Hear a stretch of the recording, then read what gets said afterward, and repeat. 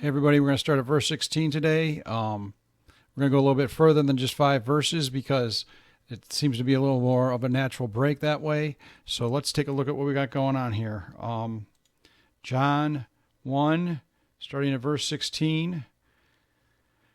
For from his fullness we have all received grace upon grace. For the law was given through Moses, grace and truth through Jesus Christ. No one has ever seen God, God the only Son, who is at the Father's side. He has made him known. And this is the testimony of John. That's John the Baptist, you see right there. This is the testimony of John. When the Jews sent priests and Levites from Jerusalem to ask him, "Who are you?" he confessed and did not deny. He confessed, "I am not the Christ." And they asked him, "What then? Are you Elijah?" He said, "I am not." "Are you the prophet?" He answered again, "No." So they said to him, "Who are you? We need to give an answer for those who sent us. What do you say about yourself?" He said, "I am a voice crying out in the wilderness, make straight the way of the Lord, as the prophet Isaiah said." Now they had been sent from the Pharisees. They asked him, "Then why are you baptizing if you are neither the Christ nor Elijah nor the prophet?" John answered them, "I baptize with water, but among you stands one you do not know, even he who comes after me, the straps of whose sandal I am not worthy to untie." These things took place in Bethany across the Jordan, where John was baptizing. So let's take a look at verse 16 here. And I'm going to put the footnotes up because they're helpful, and I want you to be able to see them. I've got my study Bible here, but it's good for you guys to be able to see the footnotes as well. So, for his fullness, we have received grace upon grace. Let's take a look at this. Verse 16, it's right here. I don't know if you can see that or not. Christ gave of his fullness. He is able to give. We are not. Power went out from him. We became partakers of the divine nature and dwelt by the Spirit of Christ. In this respect, we receive not from other believers, but from Christ himself. One blessing after another, or grace for grace, the abundance and the freeness of grace. There is the replacement of Old Testament covenant with New Testament grace. So the Old Testament covenant was follow the law, and the point is that law is impossible to follow. The standard is perfection, and no one could make it. The Pharisees thought that they were pretty good at it, but they really weren't. They were good in their own eyes, but not according to the standard of God. So the New Testament is we are saved by grace through faith. Grace alone, it's a free gift of God, so no one can boast about it. You can't work your way to it. You can't do good works. You can't do anything about it. You can only accept Jesus Christ and his grace. It says Moses was great, but he could not reveal the full character of God. Only Christ could do that. The law was given through Moses, God's agent and messenger, but grace and truth came through Jesus Christ, God's message, as I was just explaining there. So let's go back here.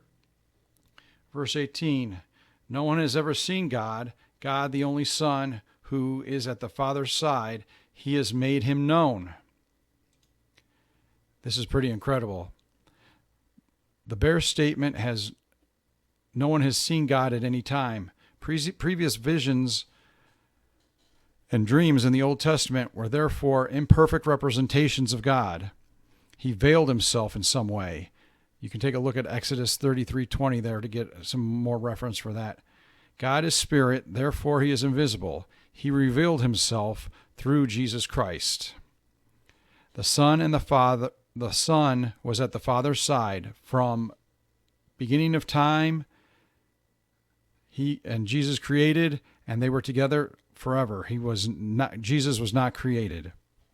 They were together forever, intimately related, perfect likenesses, perfect understanding, perfect revelation.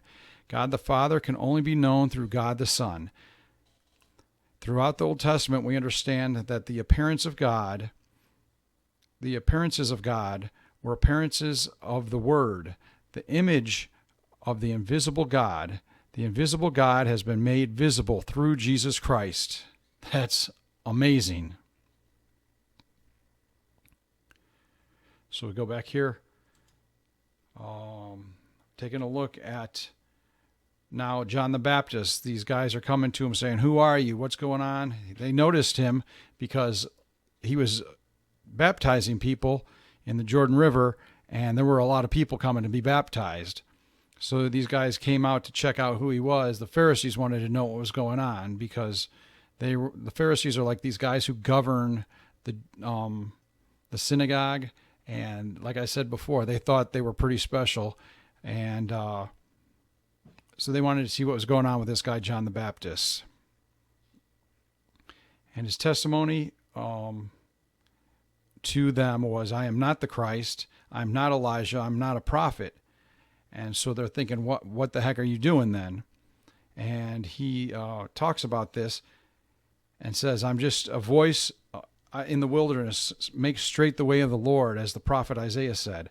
So the prophet Isaiah, this is 500 years prior to John the Baptist, he prophesied that there would be a guy doing this, and that guy is John the Baptist. So that is something the Bible prophesied 500 years prior to it actually happening.